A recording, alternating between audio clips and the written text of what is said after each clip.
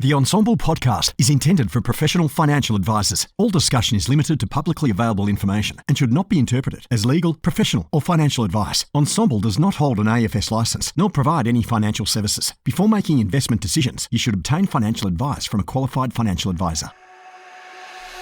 Hello, my name's James Wrigley. I'm a financial advisor and one of the principals of Melbourne-based financial planning firm First Financial. I've been a long-term listener and contributor to the Ensemble group and podcast, picking up some amazing nuggets of gold over the years. And through this podcast and the people that I'm able to speak to and interview, hopefully I can continue to deliver some of those nuggets of gold to you. You can't buy time, but you can save it. The Advisor Portal at MLC Life Insurance is just one way we're helping advisors streamline the advice process. Using the Advice Portal, advisors can generate quick quotes and indicative underwriting decisions in one place. This means less time spent on paperwork and more time focused on clients. To learn more about the MLC Life Insurance Advisor Portal and how it will save you time, visit our website or contact your distribution representative. Hello, welcome back to another episode of the podcast. I've got the pleasure of speaking with Jeff Bonnici from Grimsey Wealth today. Jeff, thank you for joining me here. I appreciate the opportunity. Thanks, James. We were just saying before we pressed record, now Grimsey, for anyone that doesn't know, if you're in Melbourne, you've probably come across the Grimsey name over the years. Grimsey's been around for a very long time, but I've known of them for a very long time. I've been working in financial advice for a while, but Jeff, I was just saying, I don't know that I've ever had the opportunity to speak to someone from Grimsey, certainly not for half an hour or so like we might do recording a podcast episode today. So yeah, absolutely. Thanks for coming along. No, thank you. Yeah, Grimsey, we've got a long history. Last month, we just celebrated our 40th anniversary. Yeah, right. And, you know, that's a significant milestone, but our late founder, Phil Grimsey, established the practice 40 years ago, and he had a vision of making a holistic practice that helped medical, dental and pharmacy professionals at all stages of their career. So it really didn't matter where you were. He wanted to equip the business to be able to help you with whatever milestone and journey and stage of career you were at. Yeah. And he successfully did that. So now 40 years later, we've got about 5,000 odd clients within the practice, and the headcount's about 100 across Melbourne and Sydney. Yeah, right. So I think maybe the main theme of our chat today is probably going to be around this idea of specialisation. So Yep. a lot of the marketing gurus in financial advice and business coaches and so forth will kind of talk about you can't be everything to everyone, that you need to be the hero to a small group of people, and Grimsey certainly built a business around that. Let's go back a bit before we get too deep into the kind of the Grimsey story and what you're up to and who you're working with and so forth. But let's talk about you, Jeff. And so your role at Grimsey, what is that, and then how have you ended up where you are? What's a bit of your story?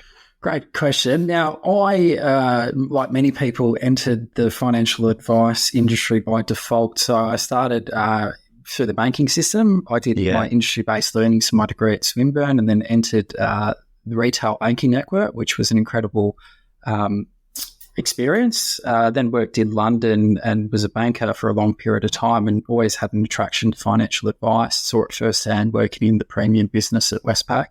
And really saw how it helped people and changed their life, and always had an attraction towards it, and then moved into financial advice. I spent 3 years within the private premium network at Westpac. And then, as you know, they obviously stepped out of it and the position was made redundant. And then at that opportunity, I stepped into the Grimsey practice. Unfortunately, I was working in BT, and there's a bit of a link between the two, and I was able to transition across. And now I've been at Grimsey, call it circa 5 years, as one of the senior advisors here in the team. So it's a bit of a shame now that the banks aren't providing financial advice, in the sense that the opportunity that I was afforded doesn't exist in the market. I was able to jump across, and, unfortunately, banks don't obviously provide those services anymore. So, if I look back on my career, I probably wouldn't be where I was today if it wasn't for those opportunities that were presented at the time. So, incredibly grateful. Within the four walls here, you are right, we do specialise in medical professionals, and there's no shortage of organisations here in this country that do. So we're part of what's called the Pro Loan Network, which is medical advice firms. And here in Melbourne, that's your Barrett, Baxter, Bide, Chipon, Johnnos, DPM, Medique, and then there's firms all across the country. Smith Coffee, but we all are part of the same family. And effectively what we're trying to do is just grow our clients through the different functions of the business and help them with whatever's required for them at stages of career. Yeah, right. So that pro loan network that you talk of, that's not a licensee. I've never come across it before. That's not a licensee. It's not. It's a self-licensed business, are you? Yeah, correct. We self-license. Yeah, okay. Right. Yeah, and I think the vast majority of firms within the network probably would. Okay. But in effect, what the Pro Loan Network is, it's an arrangement with Westpac, a financial institution, where we've got a number of policies from a lending perspective that enable our clients to get into a property with a 5% deposit without lender's mortgage insurance. We can use future income if they're looking at buying a house. We know they're in a training program, they're about to specialise. And there's all these different solutions that we have for clients that aren't available to the mass market. Yeah, right. So what was it that made you, obviously Westpac was was getting out of financial advice, so your position was made redundant, but was there something particular that attracted you to moving across to Grimsey? Yeah, it was. I think when you deal with medical professionals on a daily basis, they're incredibly impressive people. They're breathtaking. They're leaders of industry. They spend decades to get to where they are. And the vast majority of them don't do it for the money. They're incredibly time poor. And what I've found being here for 5 years is that they're really, in their line of work, they generally give advice. And then when it comes to their turn, when they need advice or recommendations, they're more than willing to listen and be helped along the way. So I think that's where the attraction was. And also, the similar clients that I was dealing with at Westpac, they were time poor professionals. And all of our clients are time poor professionals too. Yeah. So talk us through, so we want to kind of get into this idea of specialisation. As you said, there's a number of businesses around the country that specialise in medical professionals in one way, shape or form, whether they're accounting businesses, financial planning businesses or so forth. How is that like, what I'm trying to say is how's that kind of worked from a marketing, client acquisition perspective? What have you had to do or haven't had to do because Grimsey is known so well in that medical professional field? Yeah, it's an interesting one. So we've got a few approaches to how we acquire clients. And the primary one that we've utilised over the 40-year history is speaking at the university events when graduates graduate from medical school. So your Melbournes, your Monash and your Deacons. And we present your top tips and traps in your first year. So we go through salary packaging, budgeting. A lot of clients, when they come out of university, tax, budgeting, income is completely foreign to them. And the medical professionals within this country, it's the only profession where you graduate from a university and you're guaranteed a job. It also with pay increases through their training, through their placement. So they're in an incredibly unique position. But what we do is take an incredibly educational approach. And what we find is if we can help a client when they're an intern, then we generally have them through the journey. And the practice takes comfort in being here for 40 years and helping many different specialties and disciplines that whatever trajectory an intern goes through today, we've got a high degree of confidence that someone's walked in those footsteps before, whether it's doing fellowships, PhDs, specialising, buying practices, etc. We'd like to think that we're well equipped to handle whatever journey they go on. So in answering that question, we're very active in the university space. And that's been the lifeblood of the practice. And then secondary to that is obviously word of mouth, all about medical, dental and pharmacy professionals swim in the same circles. And what we've found, if we can look after their needs, help them manage the complexities of retirement, tax, money, time poor, and the practice is built in a manner that supports them. So I work within the wealth team. So in the wealth team, we've got, call it 5 financial advisors here in Melbourne, and then we've recently split out the insurance team, and that's got 2 advisors within it. But then the accounting team, where the crux of the clients sit, it's a large headcount. Then we've also got a self-managed super team within the business, and then we've got a broking team. So we like to think whatever need a client has, we can satisfy it within these 4 walls. And whatever stage of life, they have different requirements, but as they evolve through their career, obviously their needs change. Yeah. And so you've mentioned before, headcount's about 100 people across all of those different service lines. So there's not that many businesses that manage to build up to that that kind of level. So there's kind of clear evidence in whatever you're doing is working. If the business has been able to build over 40 years to a headcount of that many and 5,000 odd clients, it's working.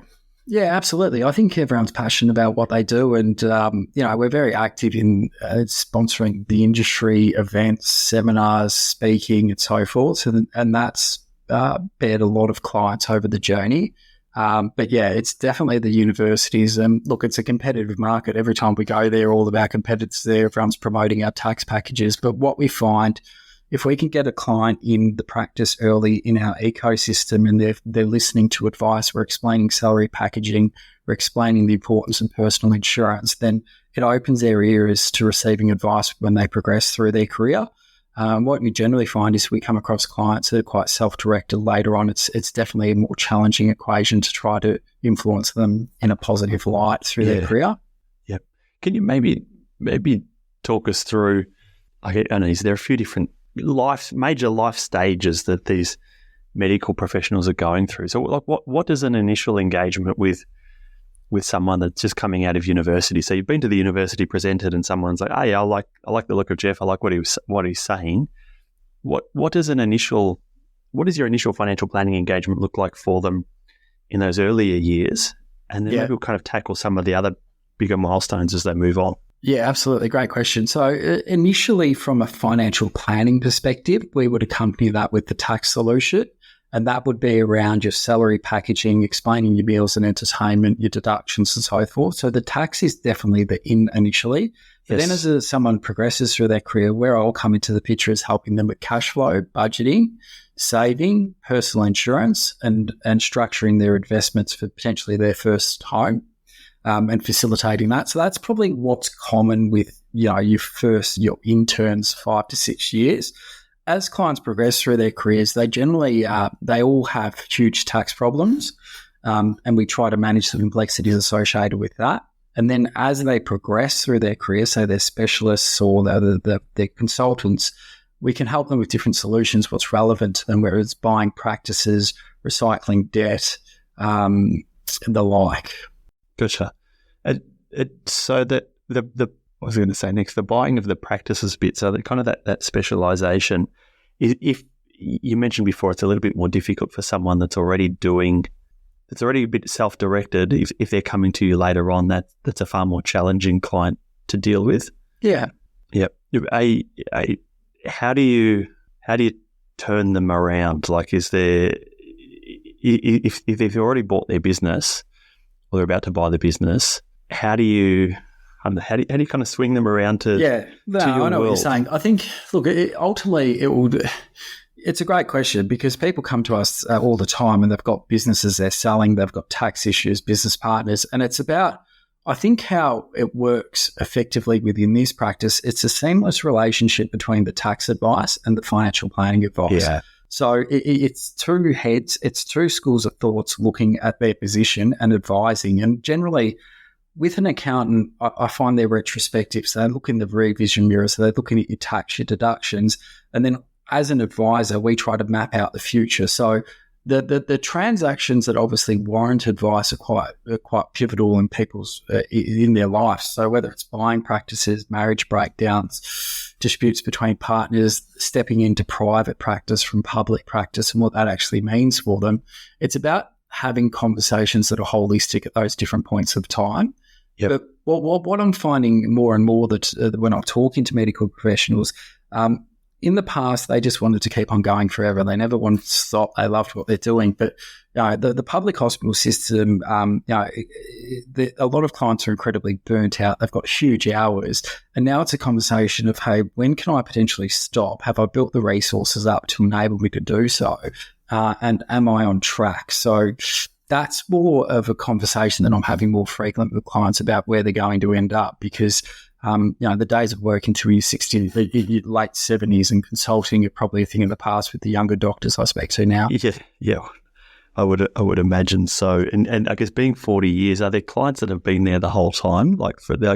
If they've got in an intern in their late 20s or so through to retired in their late 60s, you're like, at 40 years, you're probably getting to a point where might have been people that have been there the whole time.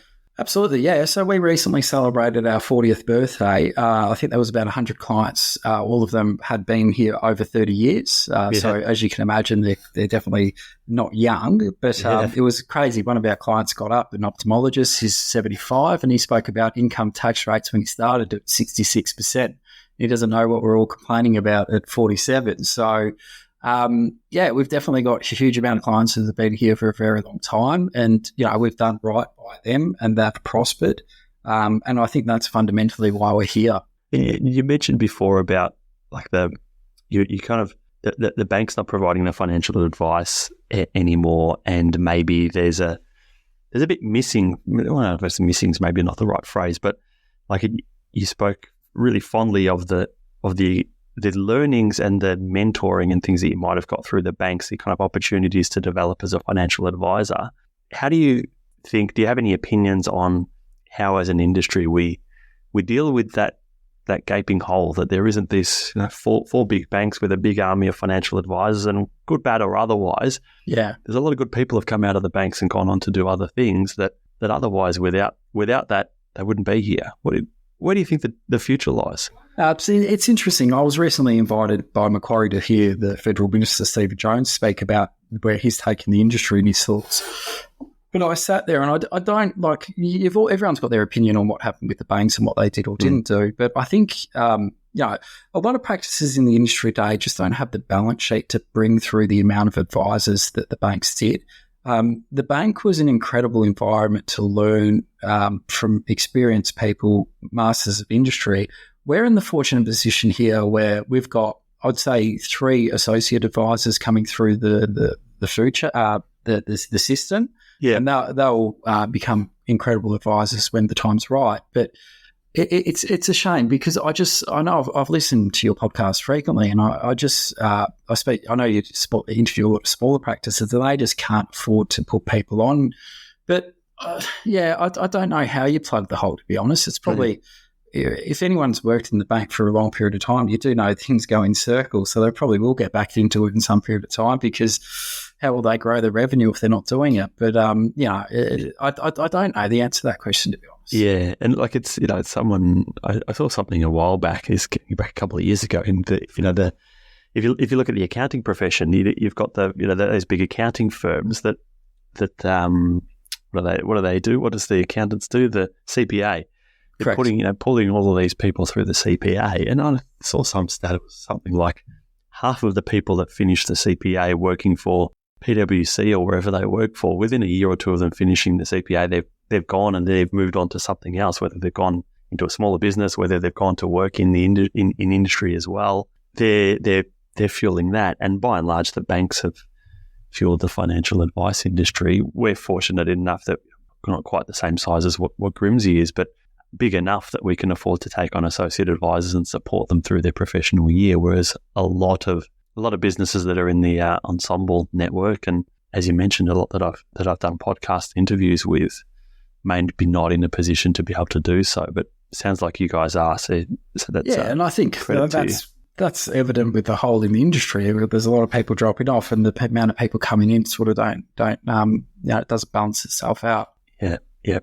You mentioned before about you spent a couple of years overseas. What took you overseas, and what were you doing over there? Yeah, so I was working for Westpac at the time, and I was in the migrant banking team. So I went over in 2009, just at the end of the GFC. So it was a refreshing experience, because anyone that was over there at that period of time knows everyone in the UK was trying to get out. So at the time, Westpac had a migrant banking centre there, and we were proactively trying to obtain UK migrants before they came across.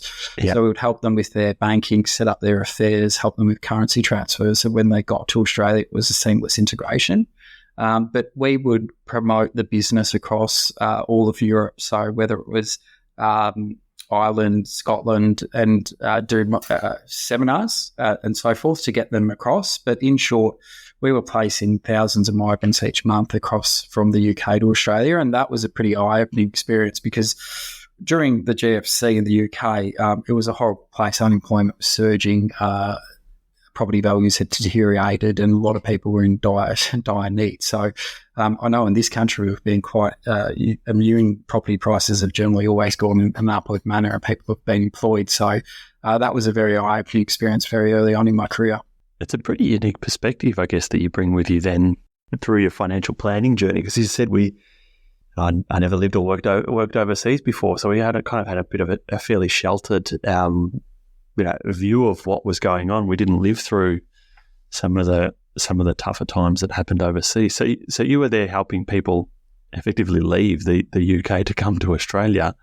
Absolutely, and there's no shortage of them here. So, but yeah, it was an incredible time. And then I came back and helped the UK migrants with their affairs onshore. So buying first homes, UK pension transfers, personal insurance. And then the nexus between advice was very strong. And I jumped into it because, in effect, I was helping them with currency transfers, purchasing homes. And there was an immediate link between the two and moved into advice. Mm. Have you done any more in that sense? Because there's being someone that a couple of podcast episodes ago that's come out from South Africa, and he was talking about this idea of building up a business around this idea of helping people migrating to Australia. Have you ever given that any thought? No. That? Well, to be honest with you, I haven't really given thought to much because when I came out of the bank, it was very evident that I was under-equipped from an education perspective. So I spent my time doing my master's, my CFP through Deakin. So yeah. That absolutely has absorbed a lot of my creative thinking because I've spent the last 4 years working and studying part-time. But there's definitely a need for that because when people move cross-country, there's a lot of uncertainty, a lot of unknowns around what they do. How did you find this studying, given clearly you've got a lot of experience before you even opening the textbook to do that studying? How did you find the studying together with all of the work experience you've got up until now?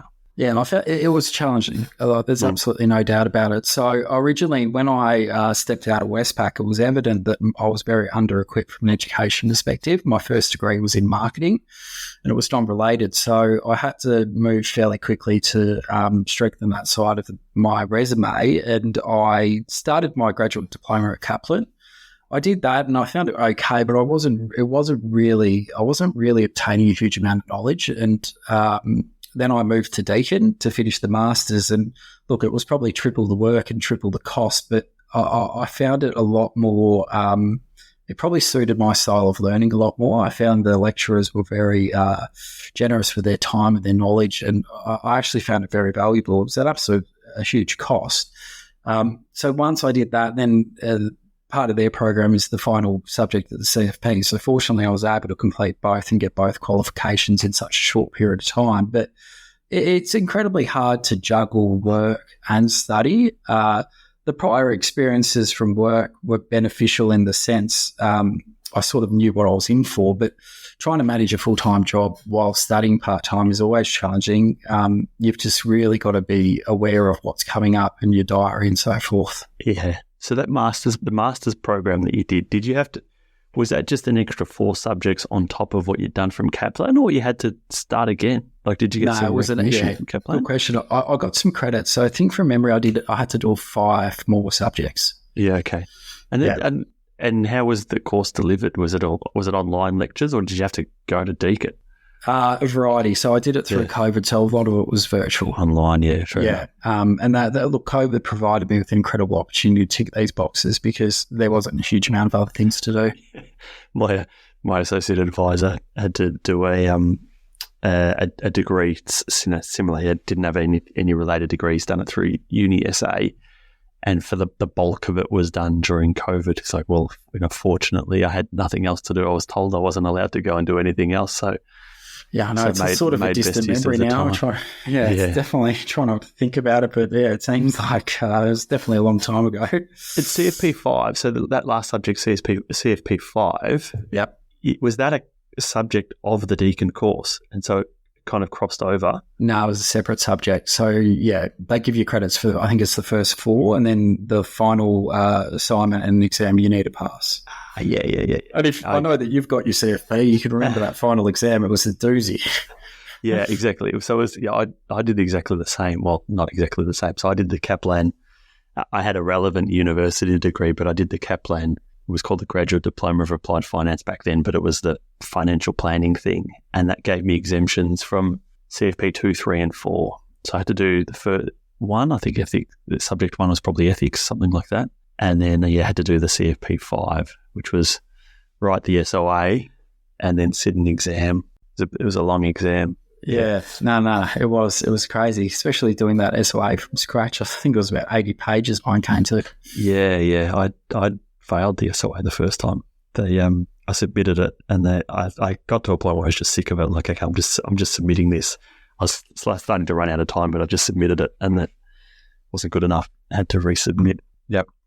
So what's next for you? What's the career path for you? Where are you headed?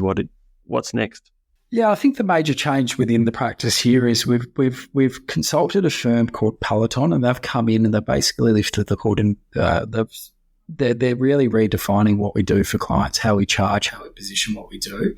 Because I think in a multidisciplinary practice, something will be neglected, and I think it's been evident that we need to focus on holistic financial advice for our clients and build that aspect of the business. So as of recent, my role was sort of split between personal insurance and financial advice, and now we've segregated a team to personally run the personal insurance team, so we're no longer doing that.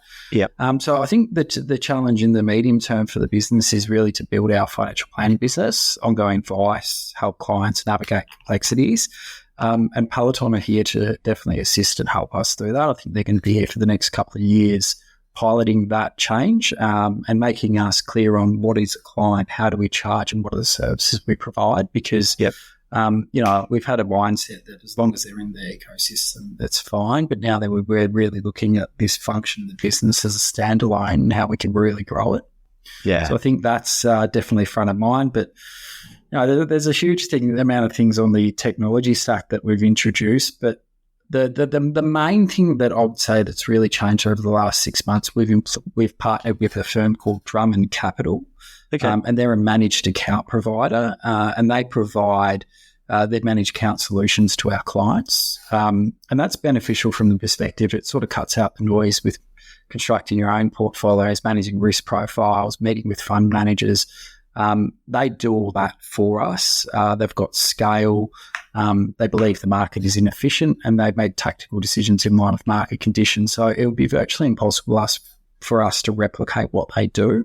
So that's provided a huge efficiencies within our business because we've got a lot more time back in our diaries. But I think, the short to medium term with the practice is obviously building our advice and focusing on that. And then from my perspective, it's really just building up my ongoing clients and growing. Yeah.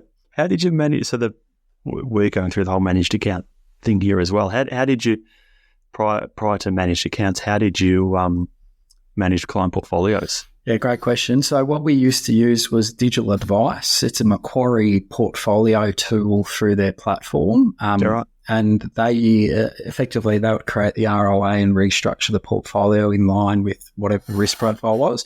And we thought that we used that predominantly for exchange traded funds. So we were very had a house view on passive management, and that was an incredible solution. But what we found is it wasn't really engaging. There was no commentary. There was no communication. And what we found with Drummond is that level of communication they provide to clients around their investment committees, their market outlooks, their portfolio rebalancing, it really does arm the advisors with the knowledge and know-how to talk to clients about changes within their portfolio. Yep. And that's important because what we've found, and we've only done this in the last 6 months, our clients have a lot more confidence in the people managing their money, and decisions are made in real time. So you and I both know that markets don't work in annual reviews, investment cycles. So having people making decisions in real time around clients' portfolios and money, it's incredibly beneficial because clients are seeing the benefits of those changes being made in real time. And ultimately, we're here to drive the best possible investment outcomes for clients. And I think what Drummond do, it's incredibly hard to replicate. They've got scale. They've got some of the best minds in the market. And the technology around managed accounts, it's vastly superior to a bespoke, tailored portfolio we've found. Yeah, right. And it's only early days, but what's the client feedback been like on the transition and the new world for them? Yeah, it's been very, very positive. Obviously, it's a case-by-case situation because we've got a lot of clients with capital gains. A lot of clients, the great thing about Drummond is they use a variety of passive and active management, and the clients have the visibility over the portfolios too. So all feedback has been incredibly positive to this point in time. And then once you sort of plug them into Drummond's ecosystem around their newsletters, their investment communities, their outlooks, it gives clients a lot more confidence around the people that are involved with their money. And it shows that we're acting in their best interest because we've gone to market and found this solution. So that's been something that's been very well received with the clients that we've managed at the moment. And also what they do that's not hugely relevant is they give us opportunities around deal flow. So if there's anything of relevance, private equity, we can present those solutions to clients. And that's good because we couldn't really compete with your Creststones, your Scalas, your JB Weirs previously, but now we've got the ability to provide these solutions to clients if relevant. So, it's all been very positive. Yeah, and so you, following on from that, do you treat a segment of your client base as kind of wholesale, sophisticated investors? How do you operate in that space? So that's actually a good question too. So traditionally, we've just done everyone under the retail umbrella. For no real reason. I would say the vast majority of our clients are wholesale. If you just look at how that test is satisfied, the 250 or the 2.5, it's easily done by all of them. We've always just taken the approach to retail advice because although they might tick those criteria, they probably aren't that savvy around investments and markets and so forth and the factors that influence them. But we are in the process of treating a lot of these high net worth clients as wholesale clients. But yeah, I would say the majority of our clients within the practice are under the retail umbrella. Yeah, we're much the same. As much as there's clients that we work with that meet the particular definitions. I think we might only have a handful. You probably count them all on one hand. The number of clients that we have that we actually treat as wholesale or sophisticated, and then just treat everyone else as retail because. It's challenging. Yeah, because if you're providing contribution advice around super funds, which I'd say overwhelmingly the majority of all of our clients need, that's retail advice. You've got to do it anyway, don't you? Yeah, so that's where it's a little bit grey. But when it comes to getting that up and running, it's definitely a priority. Yep. And just kind of last thing you mentioned just briefly there, your tech stack. I'm always interested to hear like what bits and pieces you're using in the business and how it's going for you. What are you using? It's crazy. When I did the list, because I know that you talk to a lot of clients about what you're using and what's in the universe, I actually saw there's about 15 different programs we use, which in itself probably answers a few questions. But list them off. What have you got? We've got My Prosperity as a client-facing CRM. So it's an incredibly powerful tool for a client to understand their balance sheet. It surprises us to this day how little people actually understand where their money is, and especially if someone takes a controlling reins in the relationship, the other party has no idea. So that's good for that. We use Filed Invite for document sending out to clients in a secure manner. Padua is something we've recently started using, which is a paraplanning tech company. Right. We used to have an in-house paraplanner, but we've started using Padua, and they've been incredible so forth. We use Xplan internally for projections, Risk Researcher, Wealth Solver, Suite Files for document storage, Adobe Sign for sending documents to clients, Salesforce at a practice level. So Salesforce is the glue that ultimately brings the practice together. So between your lending, your insurance, your wealth, and your accounting team, we can see the whole of share of a client, and we can forecast pipelines and revenues, which is very important. Yep. Use Class for self-managed super funds, Xero on the tax front, Fee Synergy for invoices, Nitro for amending PDFs, Calendly for booking meetings, diary, and then we're in the process of looking at Finametrica for risk profiling because, with risk profiling, you can't never ask enough. It's always better ask more questions than less. Yeah, little nice. So yeah, it's a bit of a tongue twister. Quite a list there. I know. Look, I know of some of those, but for anyone that's listening, maybe re-listen to that section and write down all the names and do a bit of research. It's always interesting to see what kind of tech businesses are using and what they aren't. Jeff, thanks for your time this afternoon. if anyone wants to chat with you more, where can they find you? Where's best to reach out to you? Yeah, probably just on LinkedIn. Happy to talk to anyone who's, thinking about what to do from a study perspective or the medical space, or just a general chat about the industry at all. So thanks for your time. Yeah, nice. Thanks, Jeff. We'll put some links to your profile in the show notes, wherever you might be listening to this. Champion. Thanks, James. Thanks for joining me. Bye. See ya.